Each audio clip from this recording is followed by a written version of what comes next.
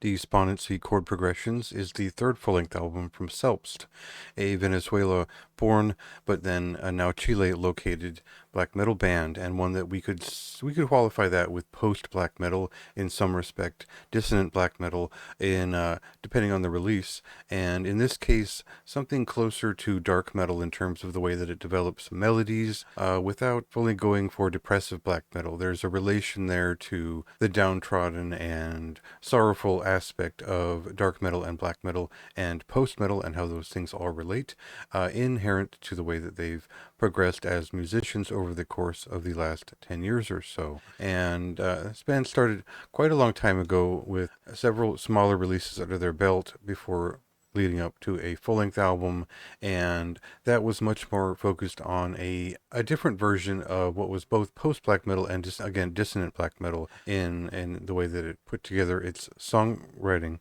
This was always an above average band and an artist who really understood the quality of guitar work important for this type of music, and the expression of it and the quality of the recording went hand in hand and got noticed right pretty quickly. So if you were a fan of Mgła, Furia, that was most often the clearest comparison that people would make at the time for their earlier work. I think that when I came across Secular Compendium, a collection of their earlier work, that spoke to me pretty quickly as emotionally driven black metal work that had some, again, dark metal influences and some classic melodic black metal flow to it. You could tell that the original connection the artist made with black metal was probably through the melodic side of things, and that was obvious on those first couple of EPs or a demo and EP. But then influences from like Deathspell Omega and whatnot seem to factor in. There is some relation to bands like Aversio Humanitatis and bands along those lines in their work along the way. They worked with some different studios and musicians from, I believe, Spain and Chile over the years, and the progression through their discography has been something that was a little bit more raw and emotional and melodic to a second album that was much more focused on the maybe a little bit uglier dissonance, and now this third album makes a bit of a change in a very different direction, I would say, that still makes sense in the way that it all comes together. So we'll cut to a track here and just get a sense for how this sounds and what's changed.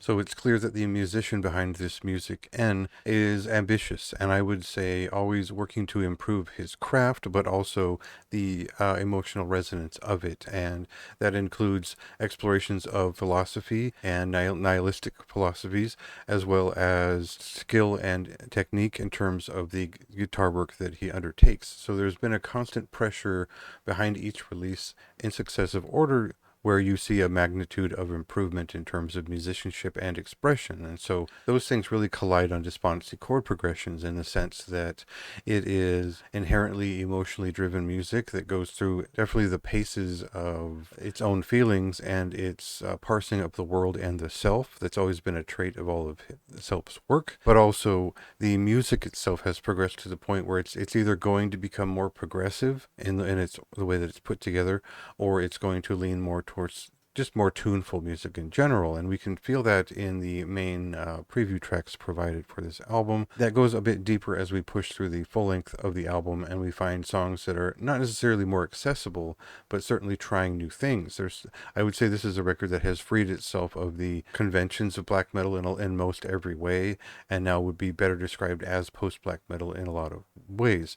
I still think if you're a fan of like the latest Deathspell Omega record, you would understand the almost post-metallic movement of this record has some of that in mind, but there's also many other influences from outside of black metal that are become more obvious with each release. For me, this was a tuneful record that tried a lot of things, and one of the things that is probably most noticeable is the use of clean vocals, and for me that works in terms of going in that dark metal direction that we felt on the first album, losing a bit of the rougher edges of the second album. Unfortunately, the riffs are kind of take a step back, and now we get to that point where this result makes sense and you could see it as early as some of their demos and some of what they're attempting here. So that vision is realizing itself over time, and it works out pretty well for this artist in terms of representing themselves with this record. I think that it wasn't always memorable as it intended to be, but it was still an entertaining, emotionally driven album that has a unique point of view. I think that if you're put off by the whole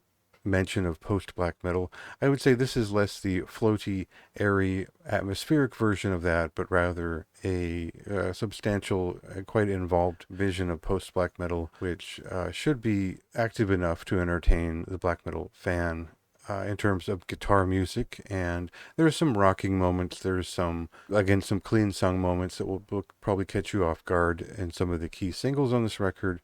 So it really would make sense to give this album at least one full listen, give it a chance to take you through the paces and the ride of it all, and see what works and what doesn't.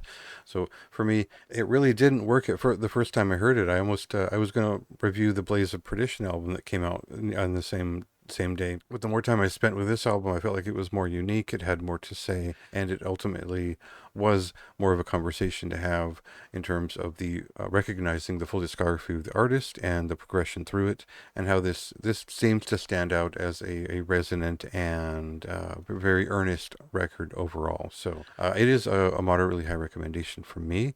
I don't think that it is going to be particularly memorable and stick with me. I can already tell that it's sort of waned in terms of me demanding that I listen to it, but I would still highly recommend it. I think it's a unique experience and a band worth paying attention to now and in the future.